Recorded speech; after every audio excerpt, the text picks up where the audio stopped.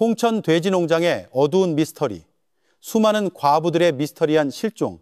여러분, 혹시 겉보기에는 평범하지만 그 안에 칠흑 같은 비밀을 품고 있는 장소에 대해 들어보신 적이 있습니까? 강원도 홍천에는 겉으로 보기에는 여느 축산업체와 다를 바 없는 한 돼지 농장이 있었습니다. 그러나 높은 울타리와 코를 찌르는 축사의 악취 너머에는 끔찍한 이야기가 숨겨져 있었습니다. 그곳에서 일하던 과부들이 하나둘씩 흔적도 없이 사라지기 시작한 것입니다. 처음에는 주변 사람들 모두 그것을 대수롭지 않게 여겼습니다. 그 여자들이 다른 곳으로 이사를 갔거나 재혼을 했거나 혹은 더 좋은 일자리를 찾아 떠났을 거라고 생각했습니다. 하지만 시간이 흐를수록 무언가 부자연스럽다는 것이 명백해졌습니다. 어떤 소식도 어떤 연락도 없었으며 심지어 단 한 명도 다시 돌아온 사람이 없었습니다. 과연 그 돼지 농장에서는 무슨 일이 있었던 걸까요?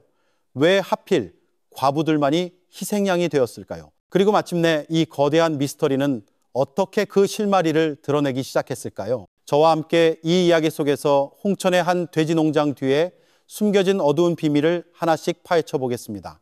2022년의 가뭄은 강원도 홍천의 푸른 평야 위로 뜨거운 햇살을 쏟아냈습니다. 건조한 바람이 논과 끝없이 펼쳐진 밭을 스쳐 지나갔습니다. 멀리서는 닭의 울음소리가 마을 농부들이 모는 소의 방울소리와 어우러졌습니다. 외부인이 보기에 홍천의 삶은 평온하고 평화로우며 소박해 보였습니다. 하지만 그 평온함 뒤편에는 마을 사람들이 그 이름을 입에 담을 때마다 서로 귓속말을 하게 만드는 장소가 하나 있었습니다. 그곳은 김철민이라는 남자가 소유한 돼지 농장이었고 그는 주로 김 사장이라고 불렸습니다. 그는 50대 중반의 중년 남성이었고 언뜻 보기에는 순박해 보이는 얼굴의 말투는 느릿했으며 동네 식당에 갈 때는 낡은 작업복 차림으로 자주 목격되었습니다. 그 농장은 마을 주거지에서 꽤 멀리 떨어져 있었습니다.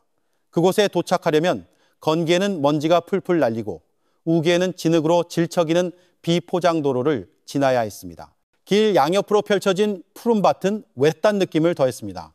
높은 철제대문은 튼튼하게 서 있었고 철조망과 무성한 나무들로 둘러싸여 마치 외부 세계의 시선을 단단히 차단하는 듯했습니다.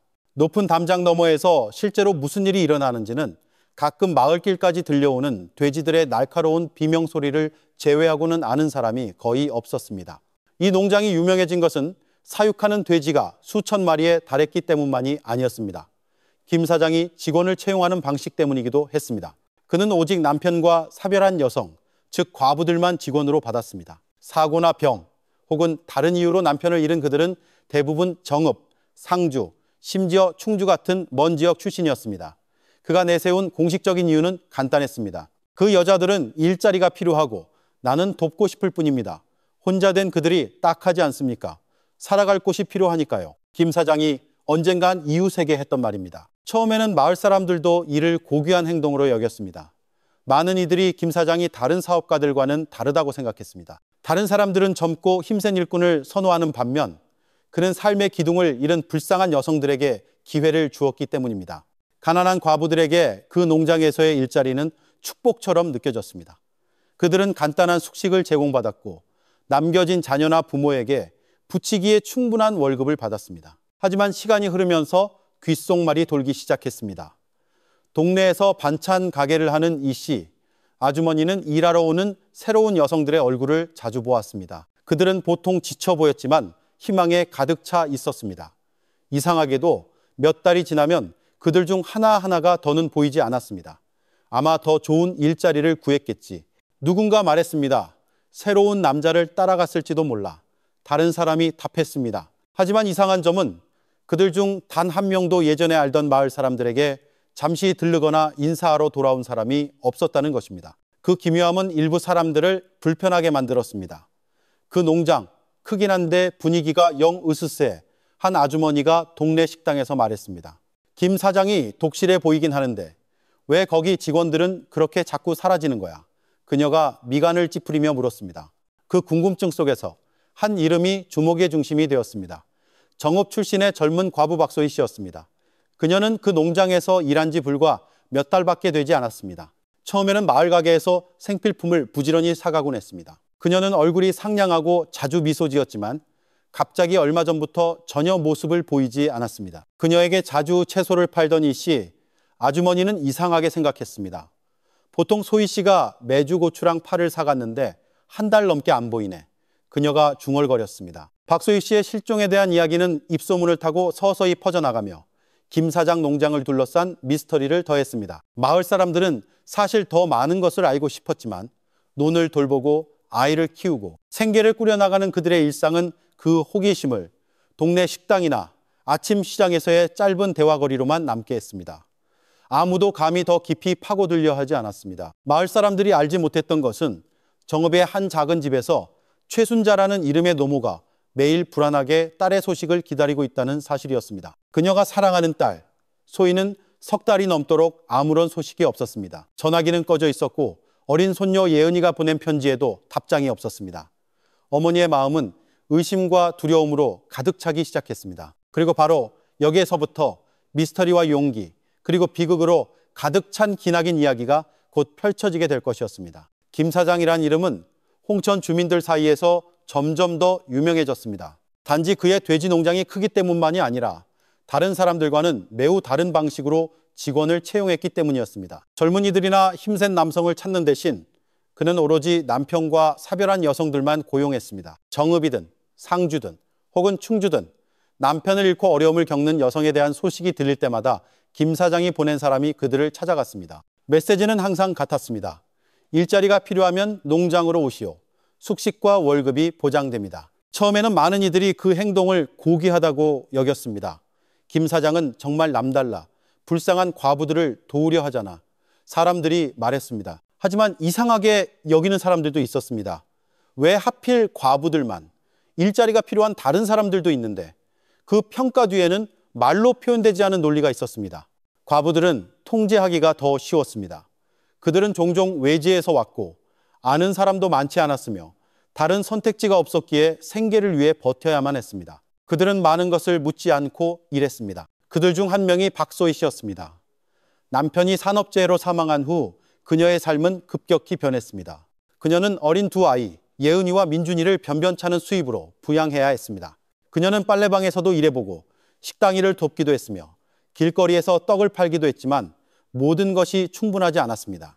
홍천에서 일자리를 제안받았을 때 그녀는 그것을 큰 기회로 보았습니다. 조심하라는 조언도 있었지만 소희는 길을 떠났습니다. 그녀는 아이들을 어머니인 최순자 씨에게 맡기고 김 사장의 돼지 농장을 향해 먼 길을 떠났습니다. 그곳에 도착하자 소희는 따뜻한 환대를 받았습니다. 김 사장은 마치 모든 것을 이해한다는 듯 부드럽게 말했습니다. 힘들게 살아온 거 알아. 여기선 마음 편히 일할 수 있을 거야. 그냥 자기 집이라고 생각해.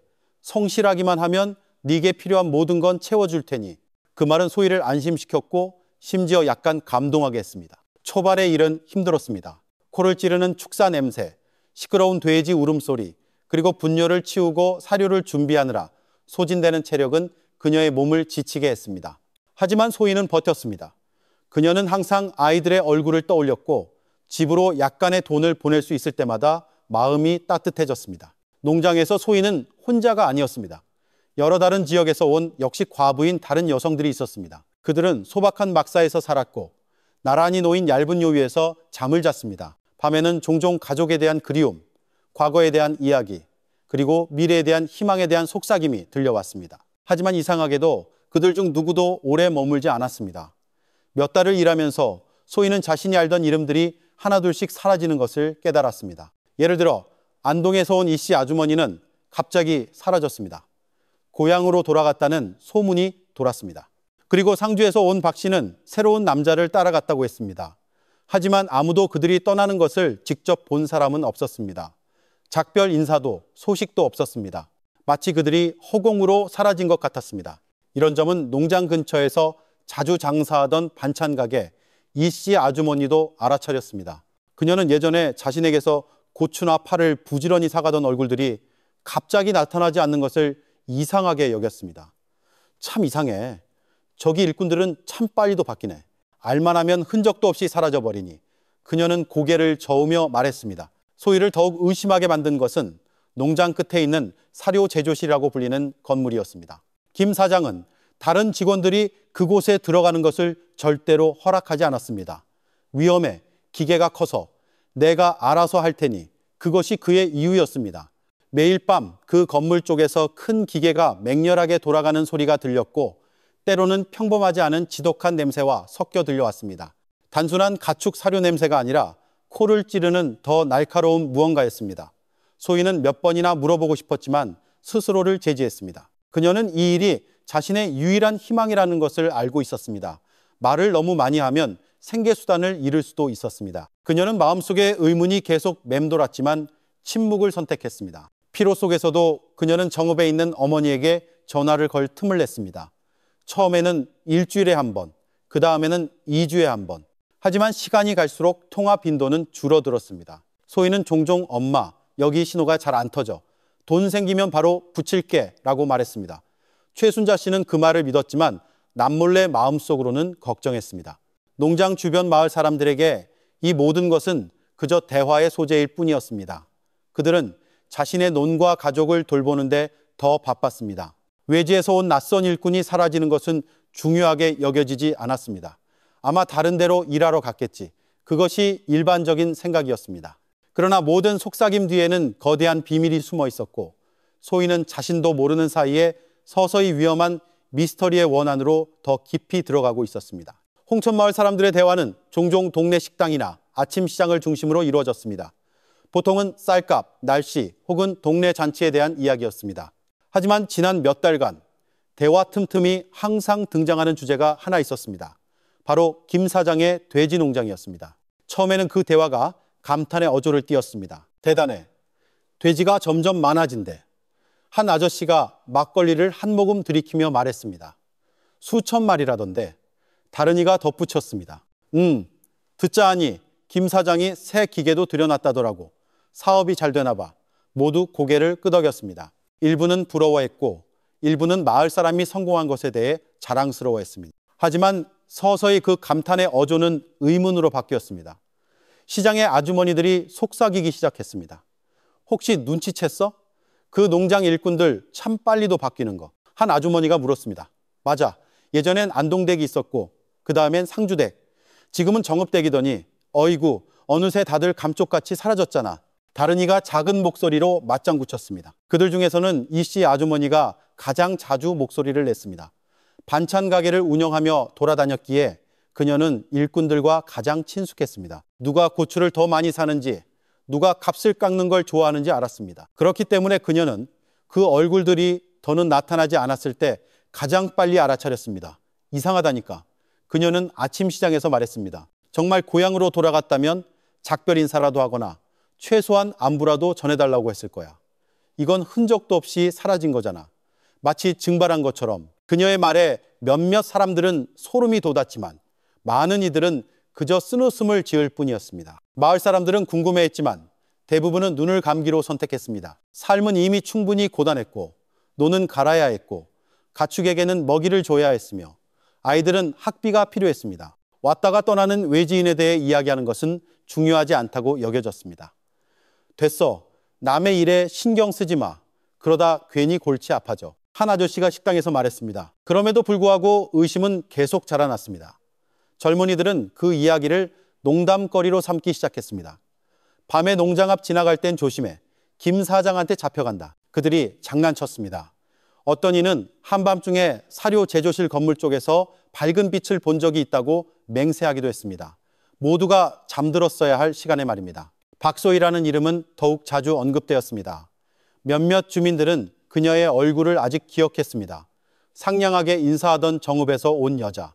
그녀는 종종 가게에서 파나 채소를 사는 모습이 보였지만 오랫동안 보이지 않았습니다. 소희 씨, 어디 갔어? 아직 거기서 일한다며 한 아주머니가 물었습니다. 글쎄, 나도 이상해. 참 착하고 예의 바른 사람이었는데 지금은 사라졌잖아. 이 씨 아주머니가 걱정스러운 얼굴로 답했습니다. 그 의심은 예전에 농장에서 일했던 전 직원 민수 씨가 마을에 오면서 더욱 짙어졌습니다. 그는 농장에서 건설 인부로 일했지만 얼마 버티지 못했습니다. 오랜 친구에게 그는 속삭였습니다. 나 거기서 나온 게 견딜 수가 없어서 그랬어. 매일 밤 사료 제조실에서 기계 소리가 엄청 시끄럽게 나. 냄새도 이상하고 머리가 아플 정도야.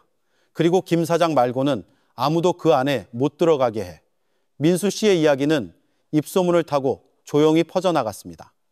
이전에 의심하던 사람들에게 그 증언은 불에 기름을 붓는 격이었습니다. 하지만 늘 그렇듯이 소문은 작은 원 안에서만 맴돌 뿐이었습니다. 아무도 감히 경찰에 신고할 용기를 내지 못했습니다. 모두가 궁금증과 두려움이 뒤섞인 채 침묵을 지켰습니다.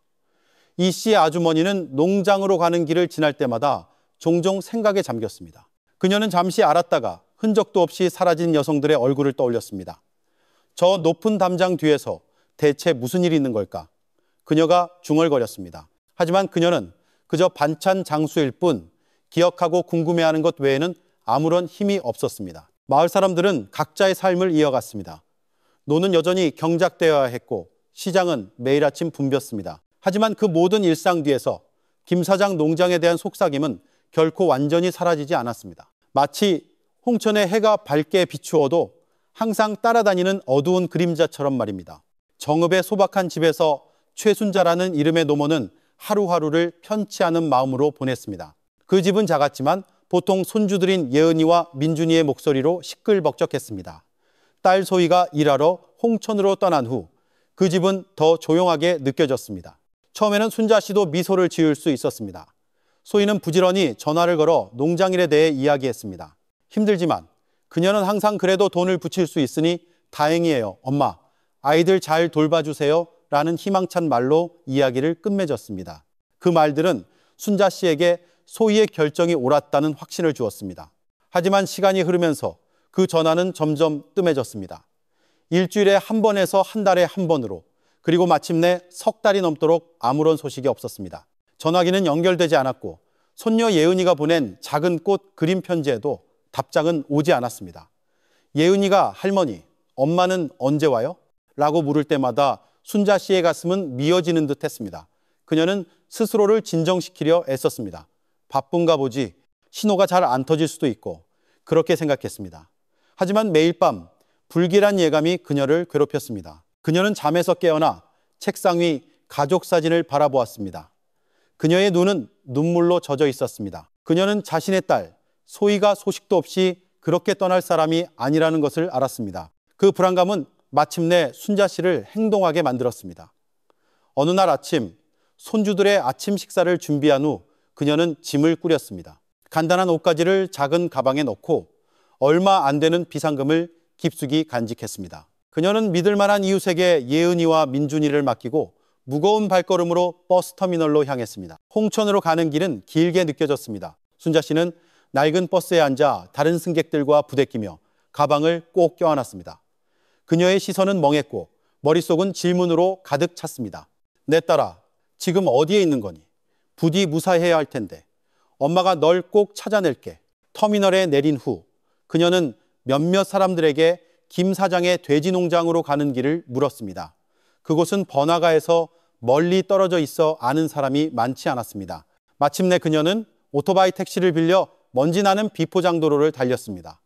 높은 철제 대문 앞에 도착했을 때 그녀의 심장은 세차게 뛰었습니다. 축사 냄새가 날카롭게 풍겨왔고 돼지 울음소리가 안에서 들려오는 기계 소음과 뒤섞였습니다. 순자 씨는 잠시 서 있다가 떨리는 손으로 문을 두드렸습니다. 곧 한 중년 남자가 나타났습니다. 그의 얼굴은 온화했고 옅은 미소를 띠고 있었습니다. 무슨 일이시죠, 어머님? 그가 물었습니다. 순자 씨는 깊은 숨을 들이마신 후 말했습니다. 저는 박소희의 엄마입니다. 제 딸이 여기서 일하는데 오랫동안 소식이 없어서 찾아왔습니다. 그 말을 듣자 남자의 표정이 순간적으로 변했다가 다시 평온해졌습니다. 그가 바로 김 사장이었습니다. 그는 부드러운 목소리로 대답했습니다. 아, 소희 씨요. 그분은 이제 여기서 일 안 합니다. 서울에서 온 좋은 남자를 만나서 결혼한다고 떠났어요. 제가 차비까지 보태줬는데 저는 당연히 가족에게 알렸을 거라고 생각했는데요. 순자 씨는 말이 없었습니다. 그 말은 그럴듯하게 들렸지만 그녀의 마음은 믿기를 거부했습니다. 그녀는 자신의 딸 소희가 아무런 연락 없이 떠날 리 없다는 것을 알았습니다. 하지만 김 사장의 얼굴은 너무나 확신에 차 있었고 심지어 그는 순자 씨를 안으로 들어오게 해 차 한 잔을 권하며 손주들의 안부를 묻기까지 했습니다. 그 모든 것이 순자 씨를 더욱 혼란스럽게 만들었습니다. 무거운 발걸음으로 순자 씨는 집으로 돌아왔습니다. 그날 밤 그녀는 잠을 이룰 수 없었습니다. 김 사장의 이야기가 머릿속에서 계속 맴돌았지만 그녀의 마음은 다른 말을 하고 있었습니다. 무언가 숨기고 있다는 것을. 그녀는 그 남자와 혼자 맞서서는 답을 찾을 수 없다는 것을 깨달았습니다. 며칠 후 그녀는 다시 홍천으로 향했습니다. 이번에는 농장이 아니라 경찰서로 갔습니다. 소박한 민원실에 앉아 그녀는 떨리는 손으로 신고서를 작성했습니다. 그녀는 딸 소희의 실종, 자신이 느끼는 불길한 예감, 그리고 김 사장에 대한 의심을 이야기했습니다. 그 종이는 서툰 글씨로 가득했지만 모든 글자는 한 어머니의 마음에서 나온 것이었습니다. 그 신고서는 김 사장 농장의 높은 담장 뒤에 가려진 어두운 장막을 걷어낼 기나긴 수사의 시작이 되었습니다. 최순자 씨의 신고는 홍천경찰서에 정식으로 접수되었습니다. 신고서를 읽은 경찰관은 노부인의 얼굴을 안타깝게 바라보며 후속 조치를 취하겠다고 약속했습니다. 비록 간단한 신고였지만 내용은 분명했습니다. 박소희라는 딸이 마지막으로 김 사장의 돼지 농장에서 일한 것으로 알려졌으며 현재 몇 달째 소식이 없다는 것이었습니다. 며칠 후 사복 차림의 경찰 2명이 농장을 방문했습니다. 그들은 대문에서 김 사장에게 직접 맞이받았습니다. 그 중년 남자는 평소처럼 차분해 보였고 옅은 미소를 띠고 있었습니다. 안녕하십니까? 박소희라는 직원에 대한 신고가 접수되어 정보 확인차 나왔습니다. 경찰 중 한 명이 말했습니다. 김 사장은 천천히 고개를 끄덕였습니다. 아, 소희 씨. 네, 여기서 잠시 일했었죠. 하지만 오래전에 그만뒀습니다. 서울에서 온 남자랑 같이 살기로 했다면서요. 인사도 잘하고 갔고 제가 차비까지 좀 보태줬습니다. 가족에게는 이미 연락했을 줄 알았는데요. 그의 목소리는 망설임 없이 확고하게 들렸습니다. 경찰은 소희가 예전에 머물렀던 방을 둘러봐도 되겠냐고 요청했습니다. 김 사장은 소박한 막사를 가리켰습니다. 방은 비어 있었고 얇은 요 하나만 덩그러니 놓여 있었습니다. 개인 물품은 하나도 없었습니다. 직원들이 나갈 때마다 방은 깨끗이 치웁니다. 김 사장이 짧게 설명했습니다. 조사는 농장 주변을 둘러보는 것으로 이어졌습니다. 밖에서 보기에는 모든 것이 정상적으로 보였습니다. 줄지어 있는 돼지우리, 바쁘게 움직이는 일꾼들, 코를 찌르는 특유의 냄새, 의심스러운 점은 없었습니다. 경찰 중 한 명이 직원 관련 서류나 기록, 예를 들어 신분증 사본이나 계약서 같은 것이 있는지 물었습니다. 김 사장은 고개를 저었습니다. 저희는 작은 사업장이라서요. 정식 계약서는 없습니다. 사람들이 와서 일하다가 가고 다 그렇게 간단하게 합니다. 그 대답은 행정 절차가 종종 느슨한 시골 상황에서는 그럴듯하게 들렸습니다. 거의 1시간 후 경찰은 자리를 떴습니다. 그들의 기록에는 간단한 내용만 담겨 있었습니다. 대상자는 해당 장소에서 근무한 이력이 있음, 소유주에 따르면 약 3개월 전 자발적으로 퇴사함, 개인 물품 발견되지 않음, 퇴사 당시 직접적인 목격자 없음. 경찰서에서 그 신고는 자발적 실종으로 분류되었습니다. 가족에게 알리지 않고 자신의 의지로 떠났을 가능성이 있는 사람. 경찰에게 이런 일은 드물지 않았습니다. 가난한 지역 출신의 많은 여성 노동자들이 조용히 새로운 길을 선택하곤 했습니다. 그 설명을 들었을 때 순자 씨는 거의 믿을 수가 없었습니다. 그녀는 경찰서로 불려가 사건이 증거 불충분으로 보류되었다는 설명을 들었습니다. 어머님, 신고서는 계속 보관하겠습니다. 새로운 단서가 나오면 다시 조치하겠습니다. 한 경찰관이 공식적인 어조로 말했습니다. 순자 씨는 고개를 끄덕였지만 마음은 거부했습니다. 그녀는 자신의 딸 소희가 어린 두 아이를 기별도 없이 버리고 갈 사람이 아니라는 것을 알았습니다. 그녀에게 그 대답은 상처를 더할 뿐이었습니다. 그날 밤 순자 씨는 홍천의 작은 여관방으로 돌아왔습니다. 그녀는 오랫동안 바닥을 응시하며 앉아 있었습니다. 떨리는 손으로 소희의 사진을 꽉 쥐었고 눈물은 소리 없이 흘러내렸습니다. 실망감이 가슴을 짓눌렀지만 그 너머로 결심이 싹트기 시작했습니다. 그들이 이걸 평범한 일로 여긴다면 나는 멈출 수 없어. 나는 계속 찾을 거야. 농장 주변 마을에서는 경찰이 다녀갔다는 소식이 잠시 돌았습니다. 주민들은 경찰이 왔지만 별다른 성과 없이 돌아갔다고 속삭였습니다. 이 씨 아주머니는 안타까워하며 고개를 저었습니다. 겉만 봐서는 평범해 보이지. 하지만 난 뭔가 숨기고 있다고 확신해. 다른 일부 주민들은 침묵을 선택했습니다. 그들에게 김 사장은 여전히 가난한 과부들을 돕는 자비로운 남자로 알려져 있었습니다. 증거 없이 섣불리 비난을 던질 용기가 있는 사람은 아무도 없었습니다. 날이 갈수록 순자 씨의 신고서는 다른 사건 서류들 사이에 묻혀갔습니다. 하지만 한 어머니에게 시간은 결코 상실의 아픔을 지울 수 없었습니다. 순자 씨는 홍천에 머물며 아주 작은 정보라도 찾으려 했었습니다. 비록 초기 수사는 막다른 길에 부딪혔지만 이 이야기는 아직 끝나지 않았습니다. 오히려 한 어머니의 끈질김으로부터 거대한 수사의 씨앗이 싹트기 시작했습니다. 그 수사는 훗날 김 사장의 평온한 미소 뒤에 숨겨진 어두운 면을 드러내게 될 것이었습니다. 하루하루가 지났지만 최순자 씨는 멈추지 않았습니다. 틈날 때마다 그녀는 홍천경찰서를 다시 찾아가 딸에 대한 신고를 문의했습니다. 대답은 거의 항상 같았습니다. 아직 진전이 없습니다. 어머님, 조금만 더 기다려 주십시오. 실망스러웠지만 그녀는 결코 포기하지 않았습니다. 그 끈질김은 서서히도 단위까지 알려지게 되었습니다. 내부 보고서의 한 어머니가 딸의 실종 사건을 문의하기 위해 계속해서 찾아온다는 기록이 남았습니다. 이로 인해 강원지방경찰청이 주목하기 시작했습니다. 본청에서 작은 회의가 열렸습니다. 수사 경험이 풍부한 한태준 총경은 박소희의 실종에 대한 얇은 서류처를 받았습니다. 그는 꼼꼼히 읽었습니다. 젊은 과부, 마지막 근무지는 김 사장의 농장, 이후 소식 두절, 비슷한 패턴으로 사라진 다른 몇몇 직원들에 대한 기록도 있었습니다. 한태준 총경은 심각한 표정을 지었습니다. 여러 명의 여성, 모두 과부, 모두 같은 방식으로 사라졌다. 이건 우연으로 볼 수 없어. 그는 반복되는 패턴이 위험 신호라는 것을 알았습니다. 그는 즉시 전담 수사팀을 구성하기로 결정했습니다. 그의 지시는 명확했습니다. 첫째, 농장에서 일했던 모든 이들의 이름을 다시 추적하라. 둘째, 그들의 가족을 직접 방문하여 이야기를 들어라. 셋째, 객관적으로 확인할 수 있는 금융 패턴과 생활 흔적을 찾아라. 몇몇 젊은 경찰들이 정읍, 상주, 충주, 심지어 전주까지 흩어져 수사를 시작했습니다. 그들은 가족들의 집을 방문했습니다. 그 결과는 소름 끼치는 것이었습니다. 거의 모든 이야기가 똑같았습니다. 처음에는 직원들이 정기적으로 돈을 보냈고 그러다 갑자기 연락이 끊겼습니다. 그리고 마지막 소식은 항상 비슷하게 들렸습니다. 새로운 남자를 따라갔다더라. 한 총경은 김 사장 농장의 담장 뒤에 무언가 단단히 숨겨져 있다는 것을 더욱 확신했습니다. 하지만 가장 큰 난관은 여전히 물리적 증거가 없다는 점이었습니다. 그것 없이는 김 사장처럼 이미지를 잘 관리하는 남자를 엮기 어려웠습니다. 한편 순자 씨는 계속 버텼습니다. 수없이 같은 대답을 들었지만 그녀는 흔들리지 않았습니다. 그녀의 용기는 많은 젊은 경찰들로 하여금 그 노모를 존경하게 만들었습니다. 그들에게 순자 씨의 눈물과 기도는 이 사건을 묻어버려서는 안 되는 이유였습니다. 어느 날 오후 한 경찰관이 경찰서를 나서는 순자 씨에게 조용히 다가왔습니다. 어머님, 희망을 잃지 마세요. 이 사건은 이제 도경에서 주목하고 있습니다.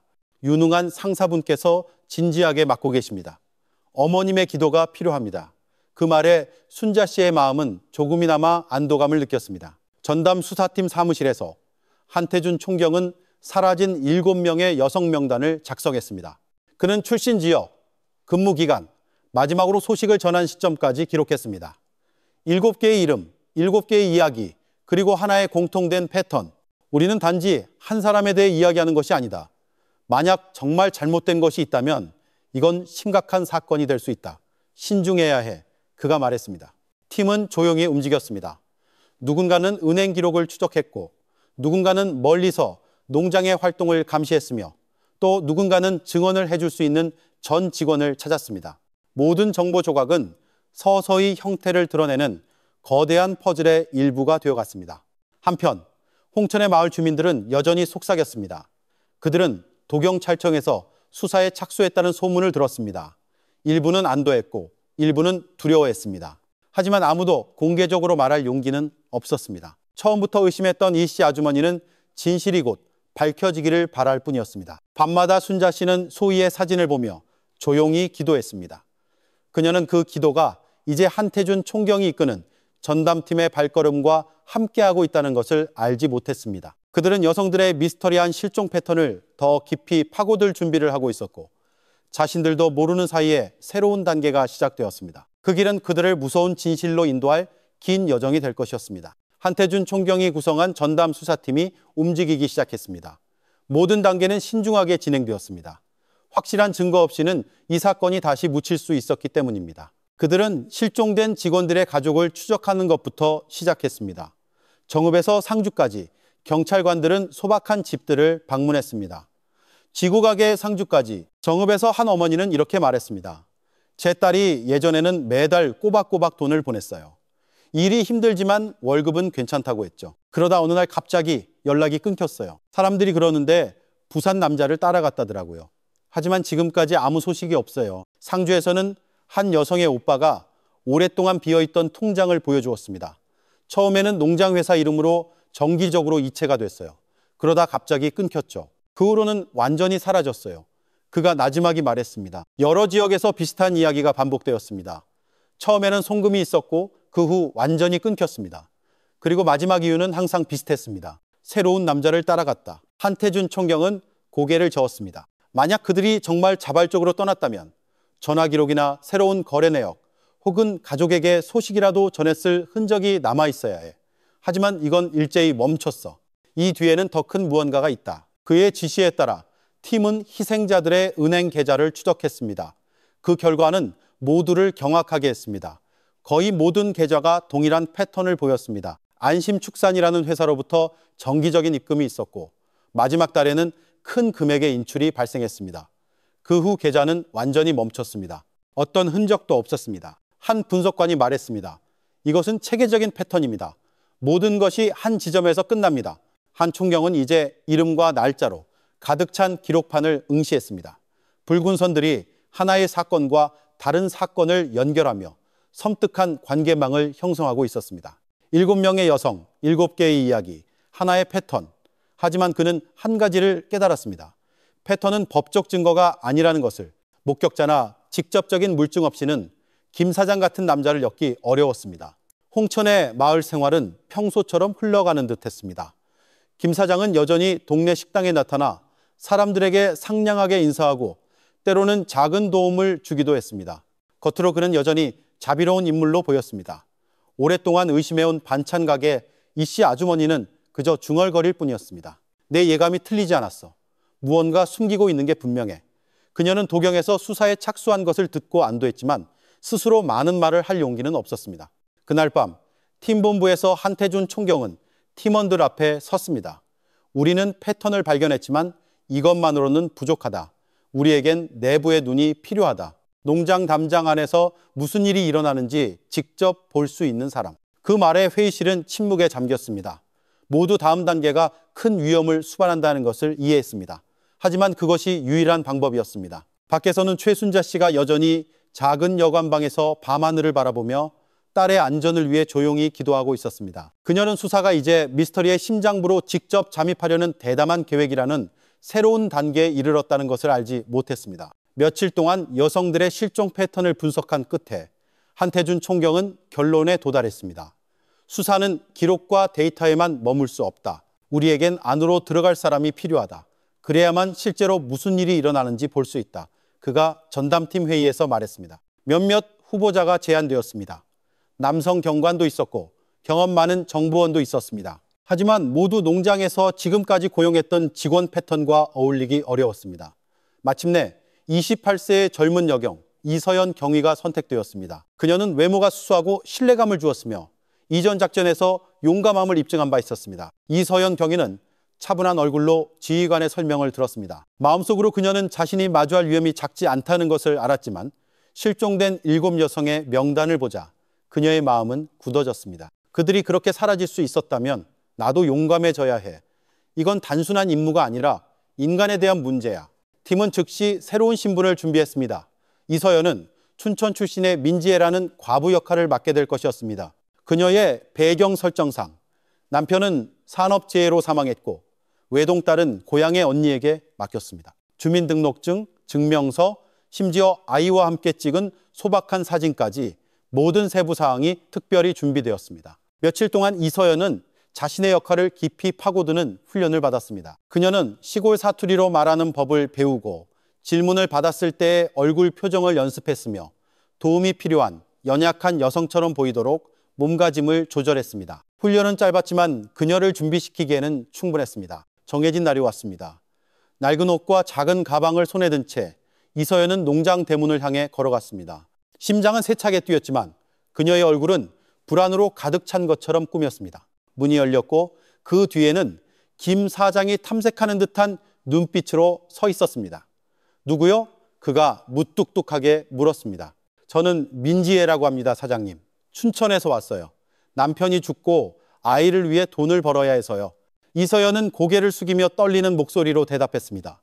김 사장은 그녀를 오랫동안 쳐다보더니 마치 저울질하는 듯 하더니 입술을 살짝 구부렸습니다. 좋소. 그럼 여기서 지내도록 해. 일만 열심히 하면 돼. 모든 건 다 마련되어 있으니. 속으로 이서연은 긴 한숨을 내쉬었습니다. 첫 단계는 성공이었다. 그녀는 받아들여졌다. 농장에서의 초반 며칠은 매우 고단했습니다. 그녀는 축사를 청소하고 가축에게 먹이를 주고 코를 찌르는 냄새를 참아야 했습니다. 밤에는 얇은 요가 깔린 작은 막사에서 혼자 잠을 잤습니다. 하지만 그녀를 가장 경계하게 만든 것은 김 사장의 관심이었습니다. 그 남자는 종종 갑자기 나타나 음식을 가져다 주거나 안부를 물었지만 그의 시선은 마치 그녀의 모든 움직임을 평가하는 듯한 관찰로 가득 차 있었습니다. 이서연은 자신의 역할을 계속 유지했습니다. 그녀는 생계에 쫓기는 시골 여성처럼 순종적이고 지쳐 보이며 말이 없었습니다. 비밀 통신 경로를 통해 그녀는 팀의 모든 진전을 보고했습니다. 사료 제조실이라고 불리는 특별한 건물이 있는데 항상 잠겨 있습니다. 김 사장만 그곳에 들어갑니다. 매일 밤 기계 소리가 들리고 냄새가 일반 사료 같지 않습니다. 그녀는 짧은 메시지에 이렇게 썼습니다. 보고를 받은 한태준 총경은 미간을 찌푸렸습니다. 그게 열쇠가 될 수 있다. 하지만 성급하게 움직이지 마. 우리에겐 시간과 명확한 증거가 필요하다. 그가 팀에 말했다. 이서연의 임무는 이제 막 시작되었습니다. 농장에서의 매일은 도박이었고 매일 밤 그녀는 미스터리한 건물 뒤에서 들려오는 신호의 귀를 기울여야 했습니다. 그녀는 조금이라도 방심하면 자신의 목숨이 위태로워질 수 있다는 것을 알았습니다. 하지만 그녀는 또한 모든 위험 뒤에는 밝혀져야 할 거대한 진실이 있다는 것을 알고 있었습니다. 그리고 그녀가 이제 막 내디딘 이 작은 발걸음은 그동안 수많은 여성들을 흔적도 없이 삼켜버린 미스터리를 풀어낼 길이 될지도 몰랐습니다. 이서연의 농장 생활은 철저한 경계 속에서 이어졌습니다. 낮에는 평소처럼 축사를 청소하고 사료를 준비하고 무거운 포대를 날랐습니다. 밤에는 막사에 누워 있었지만 그녀의 귀는 항상 깨어 있었습니다. 멀리서 사료 제조실에서 들려오는 기계 소리는 종종 가축 사료로는 부자연스러운 지독한 냄새와 함께 들려왔습니다. 어느 날 밤 그 소리는 평소보다 더 오래 들렸습니다. 이서연은 숨을 참으며 모든 세부 사항을 기억하려 애썼습니다. 저 안에 무언가 있어. 알아내야 해. 그녀는 속으로 다짐했습니다. 다음 날 그녀는 물을 기르러 가는 척하며 그 건물에 접근했습니다. 사료 제조실은 튼튼해 보였고 철문은 항상 잠겨 있었습니다. 창문들은 단단히 닫혀 있었고 위쪽에 작은 틈만 있었습니다. 그곳을 통해 이서연은 큰 기계에 희미한 윤곽과 마치 방금 청소한 것처럼 젖어 있는 바닥을 보았습니다. 그녀가 더 가까이 다가가려 할 때 발소리가 들렸습니다. 김 사장이 손에 열쇠를 들고 나타났습니다. 여기서 뭐 하는 거야? 그가 무뚝뚝하게 물었고 그의 눈은 의심으로 가득 차 있었습니다. 이서연은 당황한 척 고개를 숙였습니다. 죄송합니다, 사장님. 물 들어가다가 길을 잘못 들었어요. 김 사장은 그녀를 오랫동안 쳐다보더니 한숨을 쉬었습니다. 이 근처에는 오지 마. 위험한 기계가 많아서 다칠 수 있어. 이서연은 서둘러 자리를 떴습니다. 겉으로는 안도하는 듯 보였지만 마음속으로는 확신이 더해졌습니다. 저 철문 뒤에는 무언가 숨겨져 있었다. 며칠 후 그녀는 사료 제조실 근처의 낡은 창고로 몰래 들어갔습니다. 그 건물은 거의 사용되지 않아 먼지와 거미줄로 가득했습니다. 구석에서 그녀는 나무 상자 하나를 발견했습니다. 조심스럽게 열자 그 내용물에 그녀의 몸이 굳었습니다. 구겨진 여성의 옷, 작은 핸드백, 그리고 은반지와 플라스틱 목걸이 같은 값싼 장신구들이었습니다. 양이 하나 이상인 것으로 보아 분명히 여러 사람의 소유물이었습니다. 이서연의 손은 떨렸지만 그녀는 재빨리 평정을 되찾았습니다. 그녀는 옷에 숨겨둔 작은 카메라로 모든 물건을 촬영했습니다. 상자를 다시 단단히 닫은 후 그녀는 아무 일도 없었던 것처럼 창고를 떠났습니다. 그 사진들은 즉시 비밀통신 경로를 통해 팀에 전송되었습니다. 보고를 받은 한태준 총경은 이마를 찌푸렸습니다. 이것은 중요한 단서다. 희생자 가족들과 대조해 봐야 해. 하지만 이서연 경위는 아직 안에 머물러야 한다. 아직 움직일 때가 아니야. 다음 날 밤 사료 제조실에서 기계 소리가 다시 들려왔습니다. 이번에는 더 크고 코를 찌르는 지독한 냄새와 함께였습니다. 조심스럽게 이서연은 막사에서 나와 건물에 접근했습니다. 벽의 작은 틈을 통해 그녀는 김 사장이 큰 기계를 조작하는 그림자를 보았습니다. 무언가를 안으로 집어넣고 있었지만 너무 어두워서 명확하게 보이지 않았습니다. 기계가 멈춘 후 바닥을 씻는 듯한 물소리가 들렸습니다. 곧 문이 살짝 열리고 김 사장이 밖으로 나왔습니다. 그의 얼굴은 땀으로 번들거렸고 손은 더러웠습니다. 그는 서둘러 문을 단단히 잠그고 자리를 떴습니다. 이서연은 들키지 않기 위해 재빨리 몸을 숨겼습니다. 심장이 세차게 뛰었고 식은땀이 관자놀이를 적셨습니다. 그날 밤 그녀는 불안에 떨며 잠을 설쳤습니다. 다음 날 그녀는 보고서를 작성했습니다. 한밤중에 사료 제조실에서 기계가 가동되는 것을 목격함. 이상하고 자극적인 냄새가 났음. 또한 창고에서 여성들의 개인 소지품을 발견함. 한태준 총경은 심각한 얼굴로 보고서를 읽었습니다. 우리는 점점 가까워지고 있다. 하지만 더 나아가기 위해서는 과학적인 증거가 필요하다. 이서연 경위는 침착함을 유지하고 계속 관찰해야 한다. 이서연은 사료 제조실 뒤에 거대한 비밀이 서서히 드러나고 있음을 깨달았지만 동시에 자신이 보는 것이 많아질수록 자신을 둘러싼 위험도 커진다는 것을 알고 있었습니다. 이서연 경위의 보고는 한태준 총경으로 하여금 농장 뒤에 거대한 무언가가 숨겨져 있다는 확신을 더욱 굳히게 했습니다. 하지만 그는 또한 과학적 증거 없이는 모든 발견이 추측으로만 간주될 것임을 알았습니다. 그래서 그는 팀의 재정 경로와 화학물질 구매 기록을 추적하도록 지시했습니다. 만약 정말 숨기는 것이 있다면 외부에도 흔적이 있을 것이다. 돈과 물건은 그렇게 사라질 수 없다. 그가 단호하게 말했습니다. 수사는 안심축산이라는 회사의 거래 기록을 조사하는 것으로 시작되었습니다. 처음에는 사료 구매, 축사 장비, 일상적인 필요품 등 정상적으로 보였습니다. 하지만 더 깊이 조사하자 의심스러운 점이 드러났습니다. 수년 동안 이 회사는 농장의 정상적인 필요량을 훨씬 초과하는 다량의 수산화 나트륨과 황산을 정기적으로 구매해왔습니다. 한 화학 분석가가 짧게 말했습니다. 단순히 축사 청소용이라면 이 양은 너무 많습니다. 분명 다른 용도가 있을 겁니다. 화학물질 경로 외에도 팀은 김 사장의 개인 자금 흐름을 추적했습니다. 은행 기록에서는 눈에 띄는 패턴이 보였습니다. 새로운 직원이 들어올 때마다 몇 달 후에는 항상 거액의 현금 인출이 있었습니다. 그 후에는 해당 직원과 관련된 거래가 더 이상 없었습니다. 마치 직원 고용, 몇 달간 급여 지급, 모든 것의 종료라는 순환주기가 있는 것 같았습니다. 한 젊은 수사관이 보고했습니다. 확인을 위해 팀은 희생자들의 가족을 찾아갔습니다. 정읍에서 한 어머니는 기록을 보고 울음을 터뜨렸습니다. 맞아요. 이게 딸이 마지막으로 돈을 보낸 달이에요. 그 후로 완전히 사라졌어요. 상주에서도 희생자의 오빠가 고개를 끄덕였습니다. 네, 이 인출 이후로 통장이 비었어요. 저희는 이사 간 줄 알았는데 아무 소식이 없었어요. 가족들의 증언은 팀의 분석을 뒷받침했습니다. 여성들의 실종 패턴은 금융거래 패턴과 일치했습니다. 한태준 총경은 심각한 얼굴로 모든 보고를 들었습니다. 이것은 강력한 초기 증거다. 하지만 법정은 패턴만으로는 충분하지 않다. 우리는 이것을 농장 안에서 일어난 일과 연결해야 한다. 그는 이서연에게 비밀 메시지를 보냈습니다. 사료 제조실을 계속 관찰하라. 그 화학물질들이 거기서 사용되는지 확인하라. 이서연은 떨리는 마음으로 메시지를 받았습니다. 그녀는 자신의 임무가 점점 더 위험해지는 동시에 더욱 중요해지고 있다는 것을 알았습니다. 이후 며칠 밤 동안 그녀는 기계 소리, 새어나오는 지독한 냄새, 그리고 김 사장의 움직임을 꼼꼼히 기록했습니다. 본부의 큰 게시판에는 모든 발견이 정리되었습니다. 화학기록, 금융 패턴, 이서연의 보고, 붉은 선들이 정보 조각들을 연결하여 무언가를 은폐하기 위해 정교하게 설계된 것으로 보이는 하나의 큰 그림, 하나의 시스템을 만들어냈습니다. 한태준 총경은 그 게시판 앞에 섰습니다. 우리는 점점 가까워지고 있다. 하지만 결정적인 한 방이 더 필요하다. 현장에서 과학적 증거를 확보하는 순간 그는 더 이상 빠져나갈 길이 없을 것이다. 그날 밤 본부 사무실이 조용해졌을 때 한태준 총경은 실종된 7 희생자의 명단을 응시했습니다. 마음속으로 그는 속삭였습니다. 여러분은 잊히지 않을 겁니다.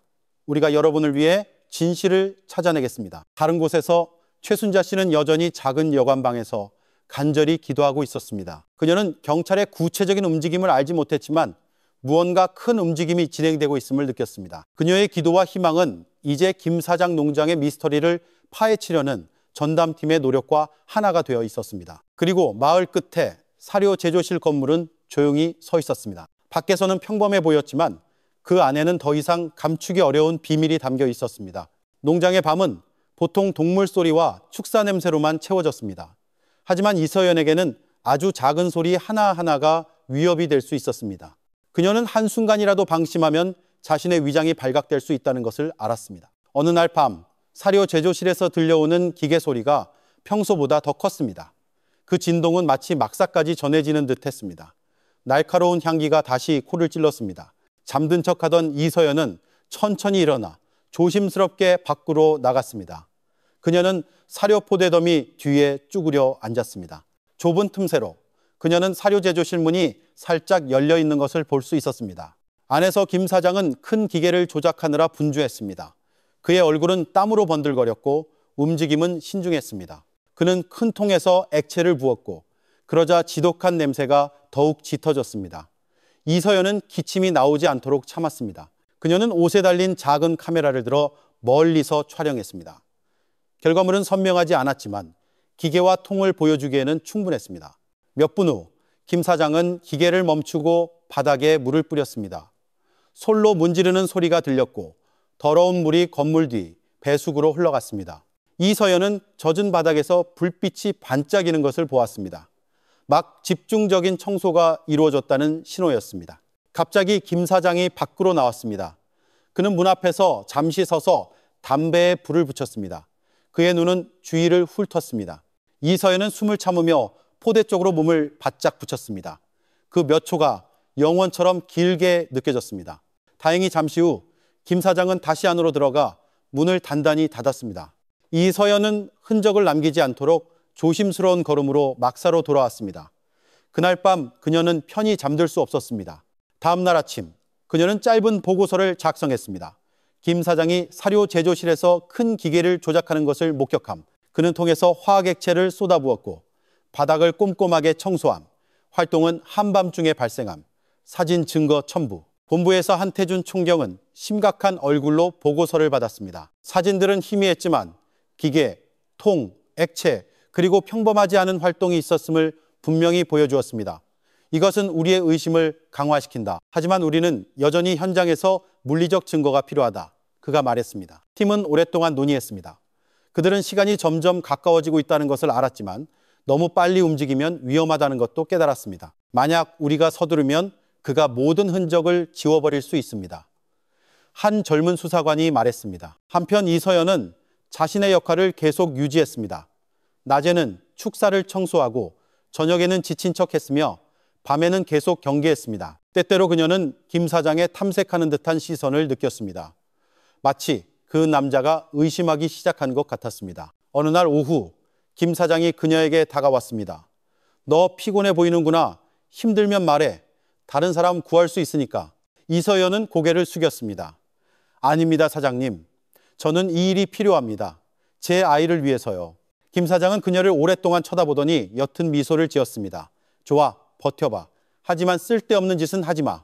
그 말은 평범하게 들렸지만 이서연에게는 은밀한 경고처럼 느껴졌습니다.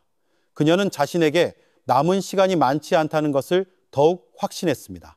다음 날 밤 기계 소리가 다시 들려왔습니다. 이번에는 더 오래, 심지어 무거운 물건이 떨어지는 듯한 쿵 하는 소리와 함께였습니다. 이서연은 용기를 내어 조금 더 가까이 다가갔습니다. 좁은 틈새로 그녀는 이상한 액체가 바닥에 흐르는 것을 보았고 김 사장이 재빨리 물로 씻어내는 것을 목격했습니다. 그녀는 다시 카메라를 들어 최대한 촬영했습니다. 사진은 여전히 희미했지만 이상한 액체가 있었다는 것을 보여주기에는 충분했습니다. 막사로 돌아온 이서연은 두 번째 짧은 보고서를 작성했습니다. 기계 소리가 더 길었고 쿵 하는 소리가 동반됨. 바닥에서 이상한 액체를 목격했고 즉시 물로 씻겨나감. 사진 증거 첨부. 본부에서 한태준 총경은 붉은 선으로 가득한 기록판을 응시했습니다.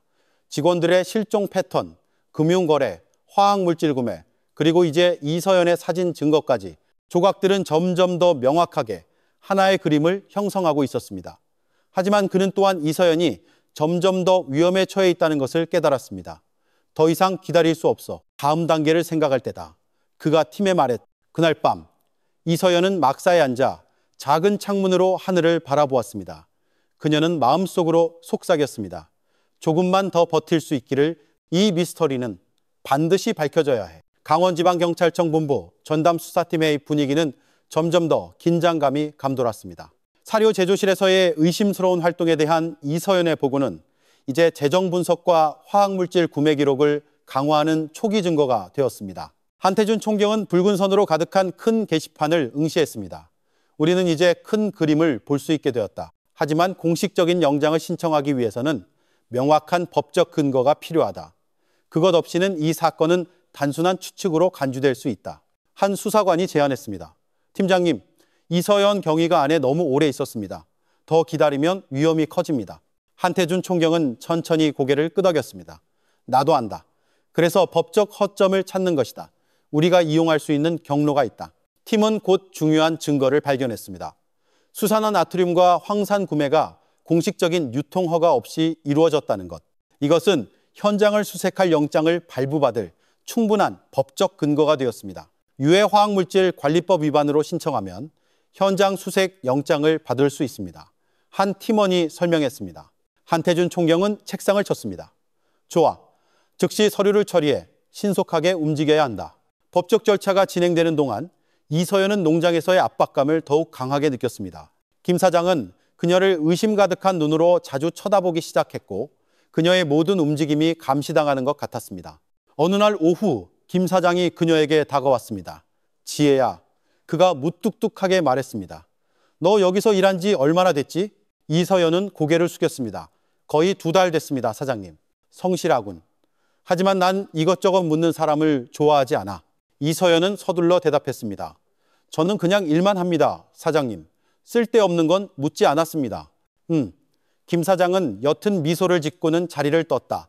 짧은 대화였지만 이서연을 불안하게 만들기에는 충분했습니다. 그녀는 팀에 신속한 메시지를 보냈다. 제가 의심받기 시작한 것 같습니다. 다음 단계를 서둘러 주십시오. 그 메시지는 한태준 총경으로 하여금 더 이상 시간을 지체할 수 없다는 확신을 갖게 했습니다. 다행히 좋은 소식이 곧 도착했습니다. 검찰의 공식적인 영장이 예상보다 빨리 발부된 것이었습니다. 본부에서 한 총경은 계획을 발표했습니다. 첫째, 작전 중 이서연 경위가 위험에 빠지지 않도록 먼저 안전하게 구출한다. 둘째, 용의자가 도주하지 못하도록 여러 방향에서 병력을 투입하여 현장을 포위한다. 셋째, 물리적 증거를 최대한 신속하게 확보하기 위해 과학수사팀을 준비시킨다. 모든 준비는 조용히 이루어졌습니다. 정보 유출은 절대 없어야 했습니다. 농장에서 이서연은 떨리는 마음으로 하루하루를 보냈습니다.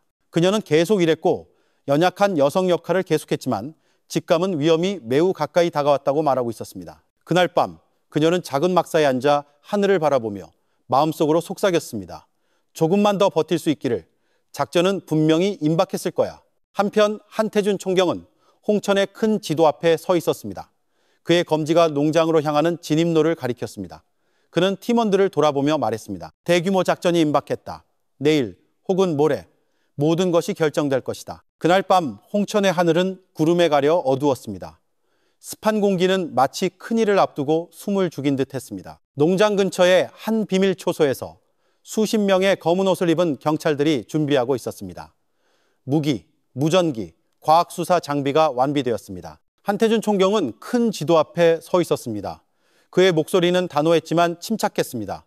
A팀은 정문을 포위한다. B팀은 창고 근처 동쪽 측면으로 진입한다. C팀은 강이 흐르는 뒤쪽에서 접근한다.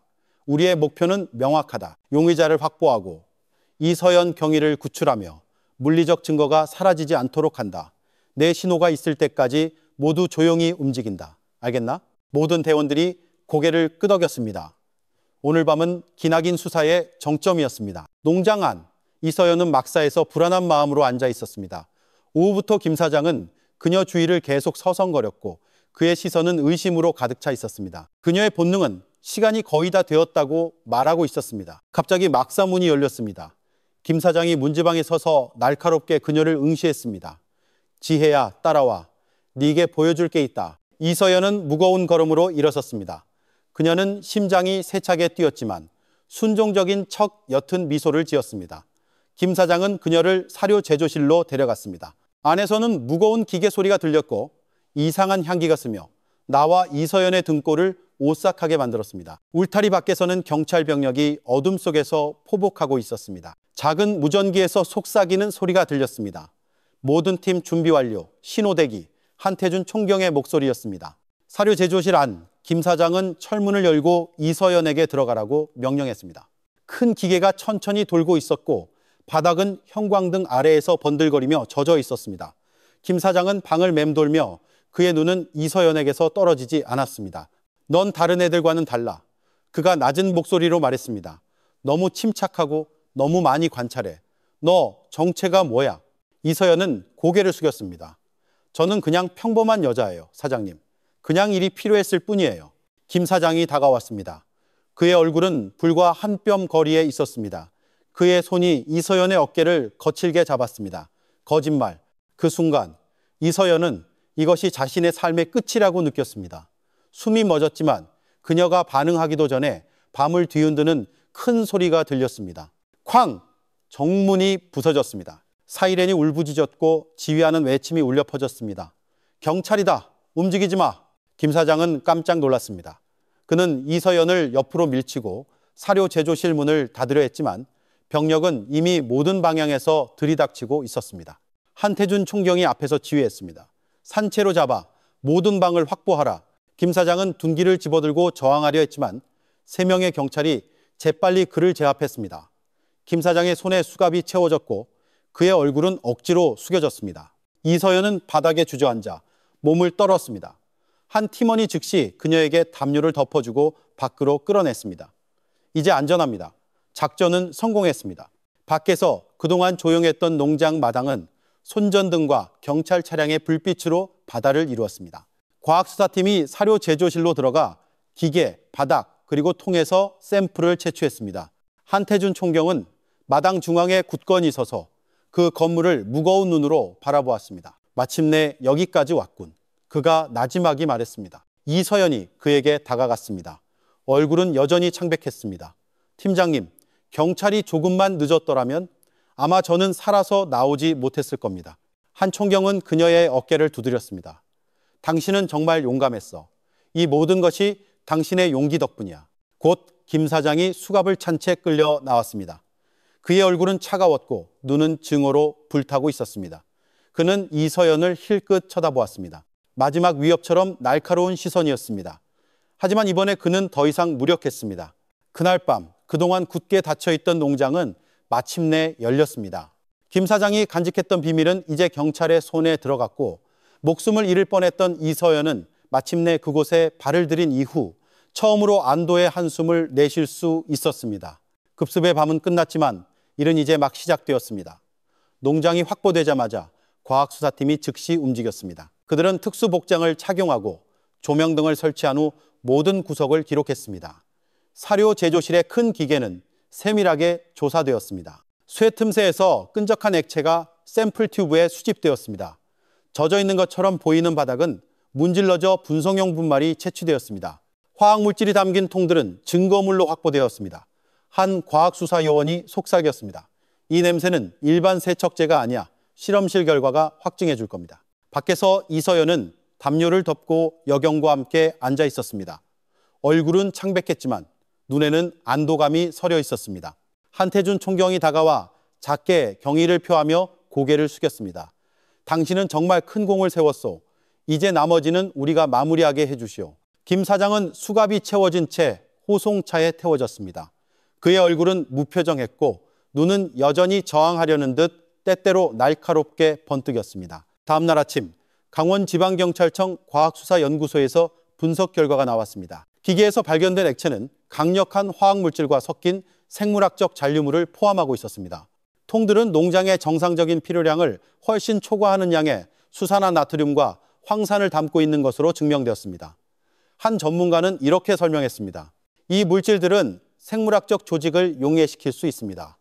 단지 위생용이라면 이 양은 비정상적입니다. 또한 사료 제조실 바닥에서는 여러 다른 DNA 흔적이 확인되었습니다. 비록 화학물질로 인해 일부 손상되었지만 한 명 이상의 개인이 그곳에 있었다는 것을 보여주기에는 충분했습니다. 한태준 총경은 긴 한숨을 내쉬었습니다. 이것이 우리가 기다리던 증거다. 과학적이고 반박할 수 없는. 그 발견을 토대로 팀은 김 사장을 신문실로 데려갔습니다. 그 방은 단출했습니다. 나무 책상 하나, 의자 2개, 그리고 낮게 매달린 형광등, 2명의 베테랑 수사관이 들어섰고 그중 한 명은 한태준 총경이었습니다. 그는 서류처를 열고 김 사장을 응시했습니다. 김철민 씨, 당신은 유해 화학물질 남용 및 다수의 여성 직원, 실종에 연루된 혐의로 체포되었습니다. 설명하시겠습니까? 김 사장은 옅은 미소를 지었습니다. 나는 그냥 농장주일 뿐이요. 내가 한 모든 것은 축사의 청결을 유지하기 위한 것이었소. 다른 수사관이 책상 위에 통사진을 놓았습니다. 청결을 위해서라면 왜 이 화학물질의 양이 이렇게 과도합니까? 병원에서 필요한 양보다도 더 많습니다. 김 사장은 잠시 침묵하더니 무뚝뚝하게 대답했습니다. 나는 모든 것이 멸균 상태인 것을 좋아하오. 한태준 총경은 서두르지 않았습니다. 그는 창고에서 발견된 여성의 옷과 값싼 장신구 사진을 꺼냈습니다. 이것도 멸균 상태였습니까? 김 사장의 얼굴이 약간 변했지만 그는 재빨리 평정을 되찾았습니다. 그건 말도 없이 떠난 직원들의 물건이요. 혹시 돌아올까봐 보관해 둔 거요. 한 총경은 몸을 앞으로 숙였습니다. 그렇다면 왜 그들 중 단 한 명도 돌아오지 않았습니까? 왜 단 한 명도 가족에게 소식을 전하지 않았습니까? 침묵이 방을 가득 채웠습니다. 마침내 한태준 총경은 초기 과학수사 보고서를 꺼냈습니다. 사료 제조실의 DNA 흔적은 반박할 수 없습니다. 한 명 이상이 있었습니다. 희생자 가족들과 대조하면 당신은 더 이상 빠져나갈 수 없습니다. 처음으로 김 사장의 얼굴에 불안감이 드러났습니다. 수갑찬 그의 손이 책상 위에서 주먹을 쥐었습니다. 이 모든 게 무슨 소용이요? 그가 나지막이 중얼거렸다. 당신들은 절대 이해 못해. 한 총경은 그를 날카롭게 쳐다보았다. 그렇다면 증명해 보시오. 실제로 무슨 일이 있었는지 이야기하시오. 김 사장은 침묵했다. 그의 시선은 멍했고 마치 자신의 생각과 싸우고 있는 것 같았다. 몇 분이 소리 없이 흘렀고 오직 벽시계 소리만 똑딱거렸다. 신문실 밖에서 이서연은 여경과 함께 기다리고 있었다. 비록 안전해졌지만 어젯밤의 그림자는 여전히 강하게 남아 있었다. 그녀는 눈을 감았고 문 너머로 희미하게 들려오는 발소리와 대화 소리를 들었다. 한 젊은 수사관이 그녀에게 말했다. 당신의 증언은 매우 귀중했습니다. 당신이 없었다면 아마 우리는 여기까지 오지 못했을 겁니다. 이서연은 그저 조용히 고개를 끄덕였다. 그녀는 자신의 싸움이 아직 끝나지 않았다는 것을 알았다. 여전히 대답을 기다리는 희생자들의 가족들이 있었다. 그날 오후 한태준 총경이 신문실에서 나왔다. 그의 얼굴은 지쳐 있었지만 눈은 결의로 가득 차 있었다. 그는 이서연에게 다가갔다. 아직 자백하지 않고 있어. 하지만 증거는 충분히 강력해. 시간 문제일 뿐이요. 이서연은 그를 바라보았다. 그녀의 목소리는 나지막했다. 팀장님, 부디 모든 진실이 밝혀지도록 해주세요. 그 여성들이 그냥 그렇게 사라지게 두지 마세요. 한 총경은 단호하게 고개를 끄덕였다. 그것은 나의 약속이요. 그날 밤 자신의 책상에서 한 총경은 서류 더미를 응시했다. 사진, 증거물, 과학수사 보고서, 거래기록, 그리고 희생자 명단, 모든 조각이 모였다. 이제 남은 것은 김 사장으로부터 자백을 받아내는 단 한 단계뿐이었다. 그리고 그는 신문실에서의 심리전이 이제 막 시작되었다는 것을 알았다. 그날 밤 신문실은 다시 조용해졌다. 낮게 매달린 형광등이 김 사장의 창백한 얼굴을 비추고 있었다. 그는 고개를 숙인 채 앉아 있었고 손에 채워진 수갑이 번쩍였다. 한태준 총경이 천천히 들어와 서류 뭉치를 들고 왔다. 그는 바로 말하지 않고 그저 조용히 앉아 김 사장을 응시했다. 몇 분간의 침묵 끝에 마침내 김 사장이 긴 한숨을 내쉬었다. 왜들 그렇게 애쓰시오? 모든 건 이미 일어난 일이오.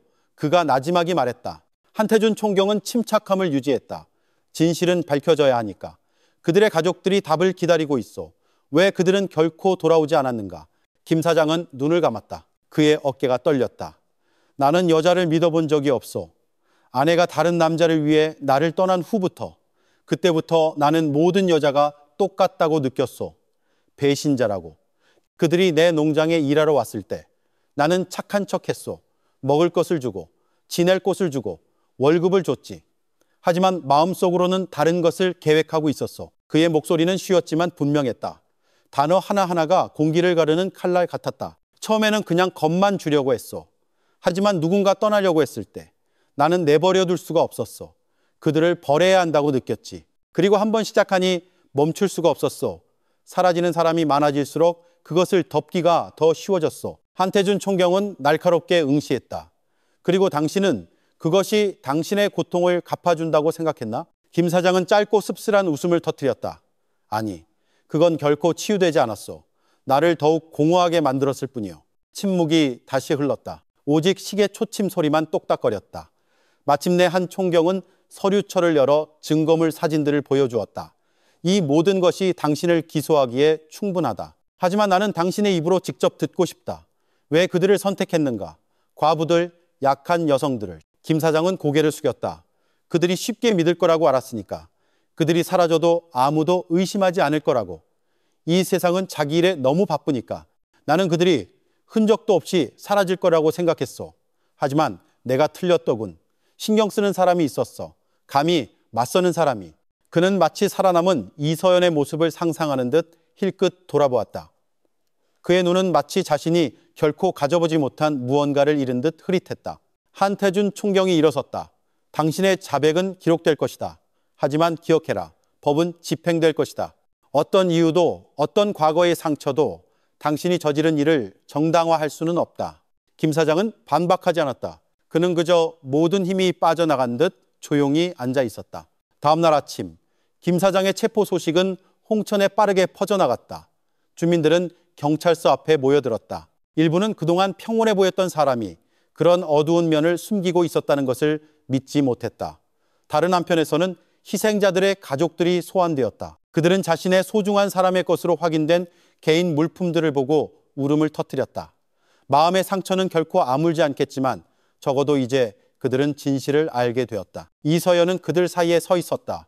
그녀의 눈에는 눈물이 고였다. 그녀는 안도감과 동시에 가슴이 무너지는 것을 느꼈다. 그녀의 모든 노력이 마침내 결실을 맺었지만 그 진실은 너무나도 씁쓸했다. 한태준 총경이 그녀에게 다가왔다. 당신은 매우 힘든 임무를 완수했소. 당신의 용기가 없었다면 이 모든 것이 결코 밝혀지지 않았을지도 모르오. 이서연은 천천히 고개를 끄덕였다. 저는 단지 더 이상 어떤 여성도 이런 일을 겪지 않기를 바랄 뿐입니다. 그날은 관련된 모든 이의 마음에 울려 퍼지는 도덕적 메시지로 마무리되었다. 범죄는 가장 상냥한 얼굴 뒤에 숨을 수 있다는 것, 마음의 상처가 방치되면 치명적인 증오로 변할 수 있다는 것, 그리고 진실은 오직 맞서 싸울 용기가 있을 때만 밝혀질 수 있다는 것이었다. 경찰의 공식 브리핑 말미에 한태준 총경은 단호한 목소리로 카메라를 응시했다. 이 사건은 우리 모두에게 더 민감하고 더 경계하며 서로에게 더 관심을 가지도록 가르쳐줍니다. 범죄가 침묵 속에서 자라나게 두지 맙시다. 저몽, 우리의 가족, 이웃, 그리고 주변 사람들을 지킵시다. 때로는 작은 관심의 한 걸음이 많은 생명을 구할 수 있기 때문입니다. 그리고 그것으로 홍천 농장의 어두운 이야기는 막을 내렸다. 상처를 남긴 비극이었지만 동시에 모든 이에게 귀중한 교훈을 남긴 사건이었다. 여러분, 방금 들으신 홍천의 어두운 이야기는 단지 충격적인 범죄 사건일 뿐만 아니라 우리 모두에게 깊은 깨달음을 주는 이야기입니다. 이 삶은 때로 예상치 못한 어두운 면을 품고 있으며 범죄는 평범해 보이는 얼굴 뒤에 숨어 있을 수 있습니다. 이 이야기에서 우리는 몇 가지 중요한 교훈을 얻을 수 있습니다. 절대 우리 주변 사람들을 무시하지 마십시오. 작은 인사 한마디, 적절한 때에 건네는 소박한 관심이 한 생명을 구할 수 있습니다. 항상 주변 환경에 대해 경계하십시오. 무언가 이상하거나 너무 미스터리하게 느껴진다면 완전히 알기 전까지는 쉽게 믿지 마십시오. 가장 중요한 것은 상처와 증오가 우리의 마음을 병들게 두지 않는 것입니다. 누구나 상처를 입을 수 있지만 오직 사랑과 너그러움만이 그것을 치유할 수 있습니다. 이 이야기는 끝났을지 모르지만 그 메시지는 계속 살아 있습니다.